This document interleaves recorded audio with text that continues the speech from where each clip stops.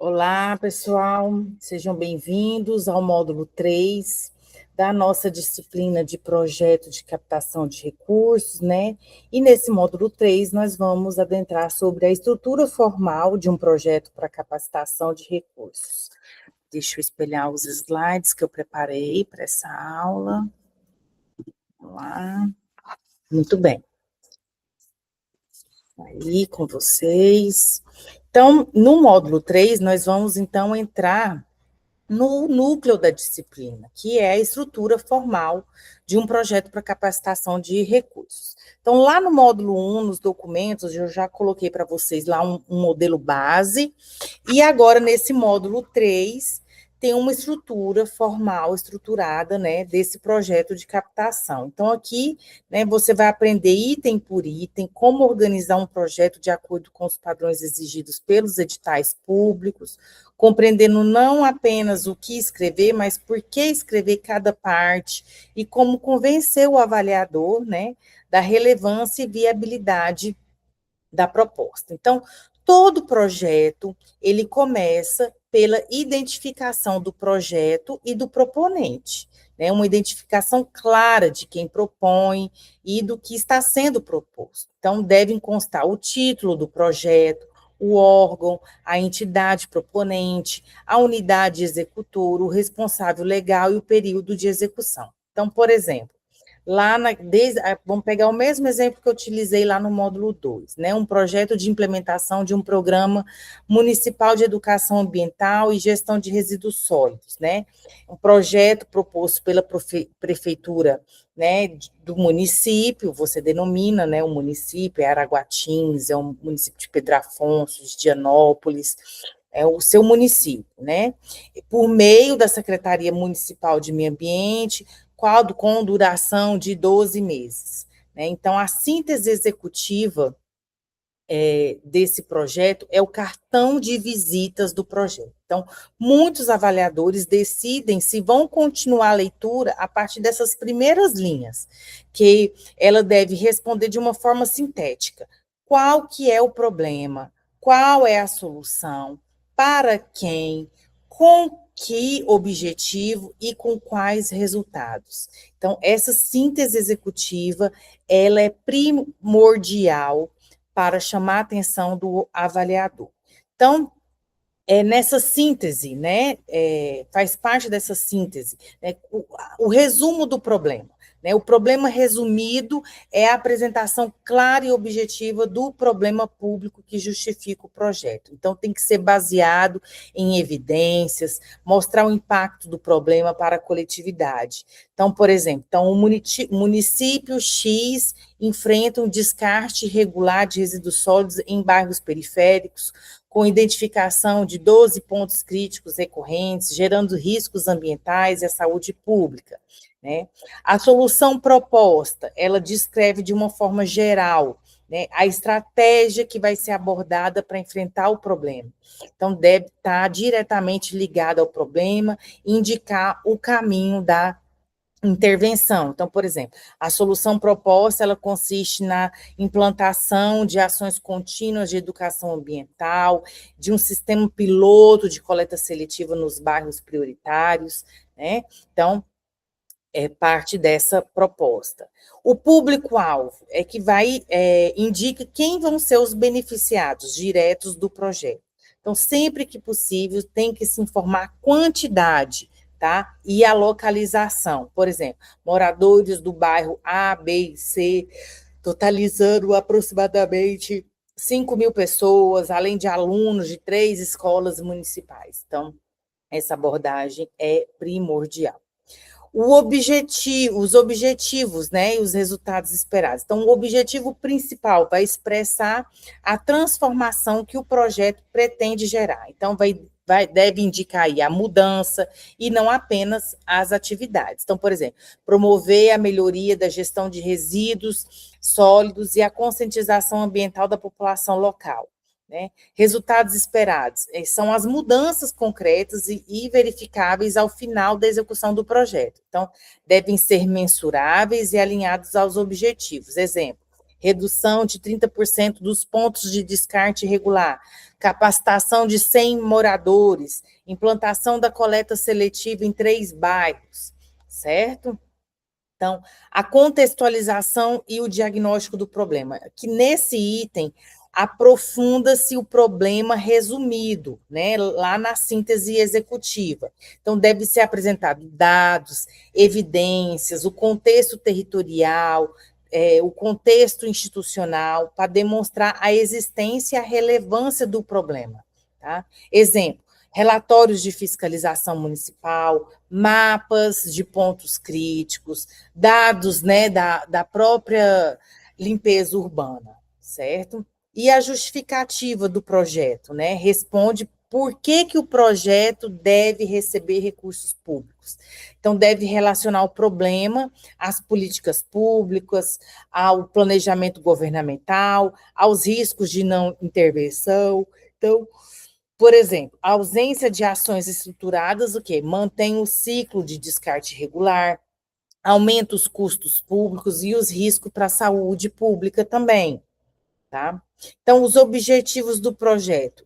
Aqui se detalha a transformação pretendida pelo projeto. Então, o objetivo geral, né, como exemplo aqui, é melhorar a gestão de resíduos sólidos e promover a educação ambiental no município. Como que esse objetivo geral vai ser alcançado? Aí você vai desenvolver isso nos objetivos específicos. Capacitar 100 moradores, implantar a coleta seletiva em 3 bairros, reduzir em 30% os pontos, né, de descarte regular. Então, esses são exemplos de objetivo que tem que ser detalhado no projeto. O público-alvo, né? O público-alvo também tem que ser detalhado, quem que vai ser atendido e em que território o projeto vai ser executado, indicar os bairros, as comunidades, as escolas, né? Todas as áreas de atuação do projeto. A metodologia, as metas e os produtos, né? A metodologia vai descrever como que o projeto vai ser executado, indicando as etapas, as atividades, os responsáveis e os produtos, né, que pretende se esperar, que se espera. Então, as metas, elas já representam resultados macro. As etapas, elas são fases de execução para alcançar essas metas. E os produtos são as entregas verificáveis. Então, por exemplo, meta, implantar a educação ambiental. Qual que é o produto?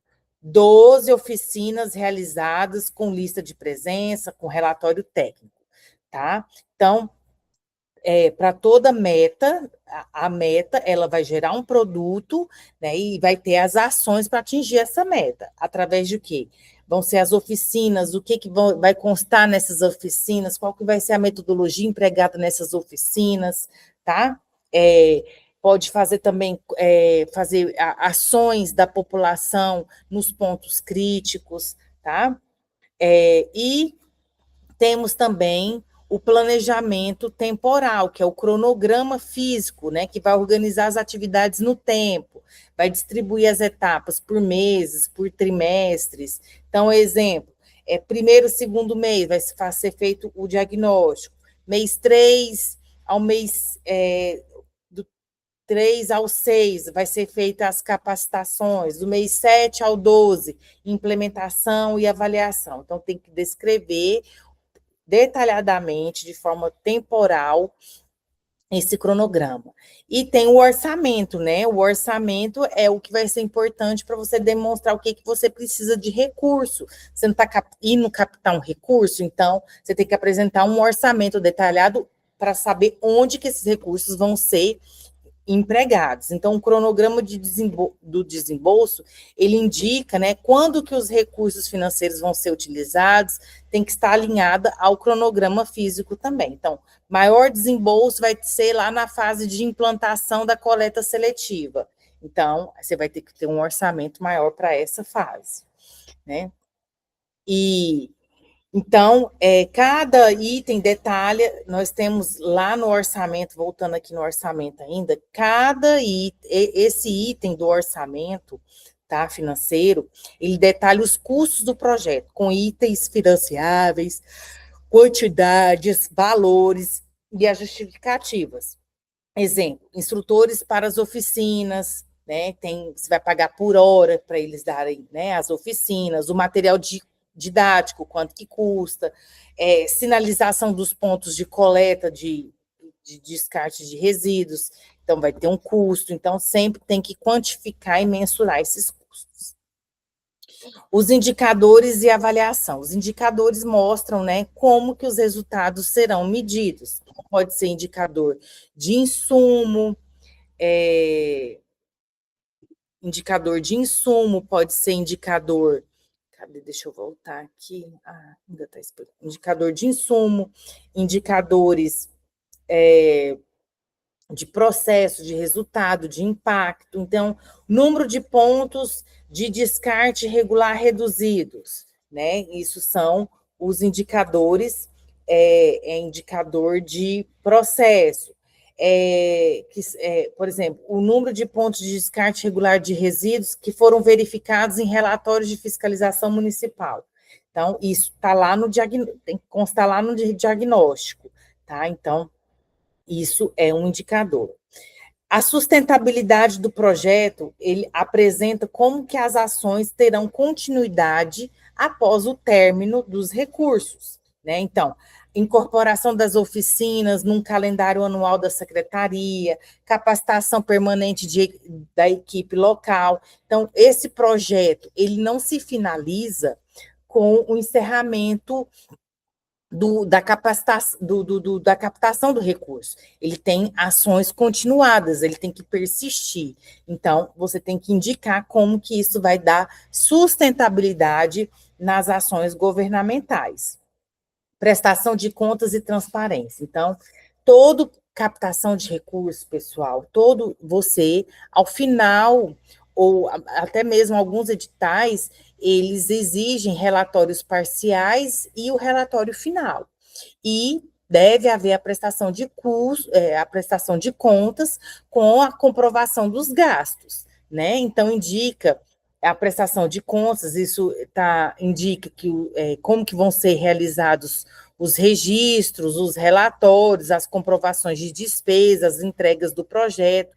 Então, projeto bom é aquele que consegue prestar contas de forma clara e organizada. Então, tudo que for dispendido tem que ter comprovação, tá? Porque senão isso pode dar problema, a conta não o projeto pode ser ao final não aprovado e ter consequências em relação à prestação de contas ou até algumas determinações de reembolso de recursos se a prestação de contas não for feita de forma correta, tá? Então, compreendendo essa estrutura formal, sabendo redigir aqui cada parte de forma técnica, você vai estar apto a elaborar projetos competitivos para capacitação de recursos no setor público, né? E isso representa um diferencial estratégico para a sua atuação como um gestor público, tá bom? Então, dentro do módulo 1 até esse módulo 3,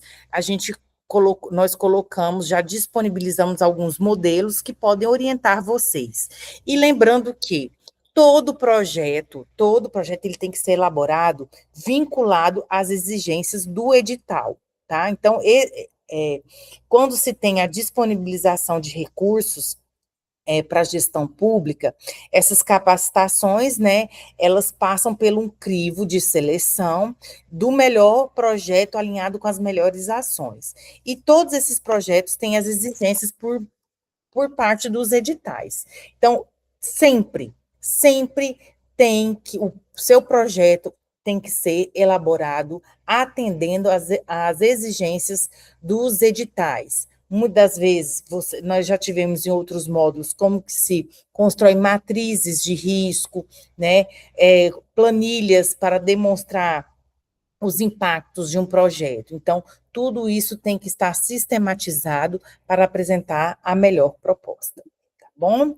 Então, espero que vocês tenham compreendido e fico à disposição para que vocês precisarem. Então, com isso, né, agora vocês vão fazer o exercício desse módulo, e a gente vai seguir para mais um módulo, o módulo final, né, dessa disciplina. Muito obrigada pela atenção de vocês e até a próxima.